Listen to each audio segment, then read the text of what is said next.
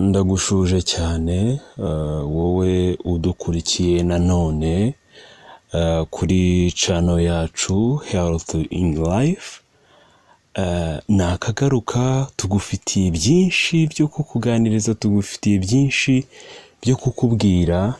Ni nayo mpamvu dushimishwa no kuba turi kumwe namwe, niyo mpamvu dushimishwa no kuba turi kumwe nawe, niyo mpamvu natwe bidutera imbaraga zo gukomeza gukora byinshi, byo gukomeza kukugezaho byinshi bitandukanye kugira ngo turusheho kubana, kugira ngo turusheho gusangizanya byinshi byadufasha muri ubu buzima.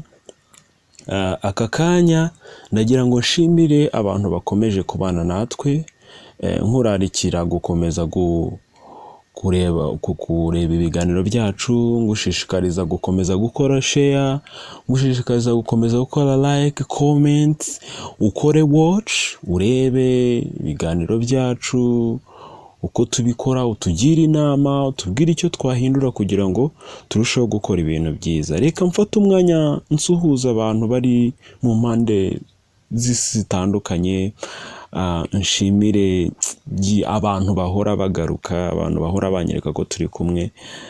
Nshimire diaspora bari hanze, from America, Asia, Australia and Europe. Mwese ndabashuje cyane kandi mbahaye ikaze. Uyu munsi noneho nkugarukaniye iki? Uyu munsi kuri iki kiganiro noneho ntabwo akantu nzanye ni akantu keza, ni akantu nagize ngo duhite tukavugaho mu buryo bwihuse, kuko ni akantu gafasha, ni akantu kagira ikintu gafasha by'umwihariko muri ibi bihe turimo bya COVID-19, aho abantu benshi bazahajwe n'indwara zijyanye n'ubuhumekero, indwara zijyanye n'ibicurane, uburyo bushobora kudufasha,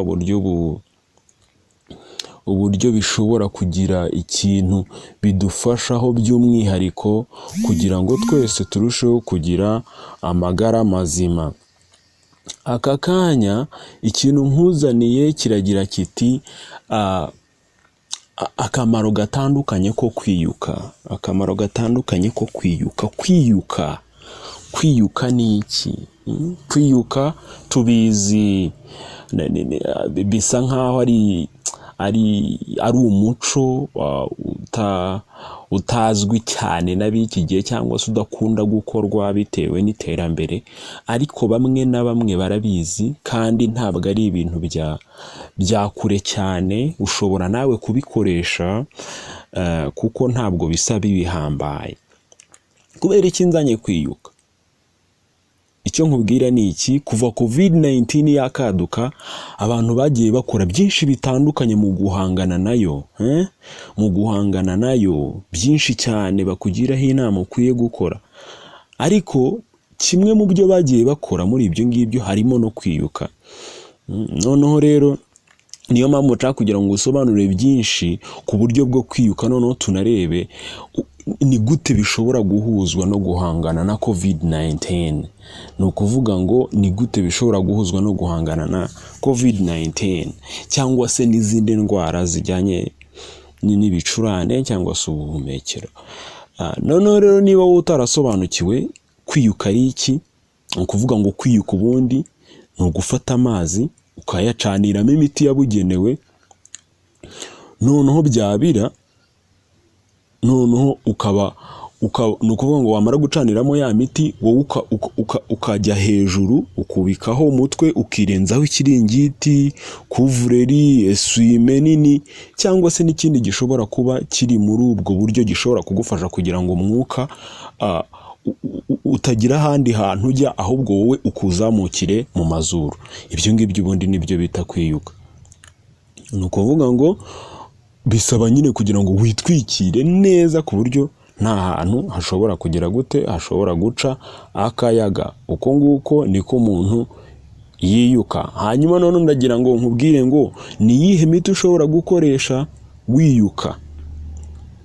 ushobora gukoresha iki? Ya miti usabikiranya, ya miti uteka ni iyihe?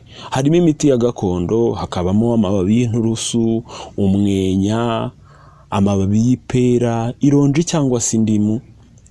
Gusa nanone hanabaho n'umuti wo muri farumasi witwa alcometol, nawo wawugenewe ushobora kugenda ukagura muri farumasi ukawukoresha mu mwanya wo kuba wakoresha iyo miti ya gakondo. Hanyuma none ndagira ngo turebe ese ibi bigiye kugufasha iki? Ni akahe kamaro ko kwiyuka bigiye kugufasha iki? Ikintu cya mbere gihari, biragufasha guhangana n'ibicurane. Kuvuga ngo ku muntu ufite ikibazo cy'ibicurane, kwiyuka rwose ni umuti mwiza. Ni byiza ku barwayi ba sinezite cyane cyane igihe bagize crise nyine y'ubuhumekero byabaye ikibazo. Kwiyuka biragufasha, utiriwe uhangayika ujya gushaka imiti. Uyu ni umuti ufasha cyane. Igihe wafunganye mu mazuru nabwo biragufasha gufunguka. Ubu uburyo bwa gatatu. Uburyo bwa kane, ni byiza ku bagira ikibazo cya bronchite. Abagira ikibazo cya bronchite bashobora kwifashisha ubu buryo bwo kwiyuka, bishobora kubafasha cyane. Ibi binafasha mu gihe uryaryatwa mu muhogo, kwiyuka nabwo biragufasha. Uburyo bwa gatandatu, mu gihe ufite inkorora bigufasha gutuma yoroha, kuko ubwo bushyuhe burakwinjirira bugatwika, bukagira uburyo bugufasha. Uburyo bwa karindwi, bamwe banavuga ko bibavura umutwe. Hari abantu biyuka bikabasha kuba byabavura umutwe. Binafasha by'umwihariko cyangwa se muri rusange mu bibazo binyuranye byo guhumeka, nk'igihe utari kubasha guhumeka neza. Ni ukuvuga ngo kwiyuka bishobora kugufasha. Bihurira hehe na COVID-19? Kuri ingingo ya 8 nk'uko twabivuze, bisa nkaho bigufasha mu bijyanye no guhumeka. Ni ukuvuga ngo nicyo gituma abantu bafite ikibazo cya COVID babasha kugira ngo bahangane nayo, bitewe n'uko bibafasha mu bijyanye no guhumeka mu gihe bitari kugenda neza. Noneho ukiyuka kugira ngo kuguhumeka kubashe kugenda neza.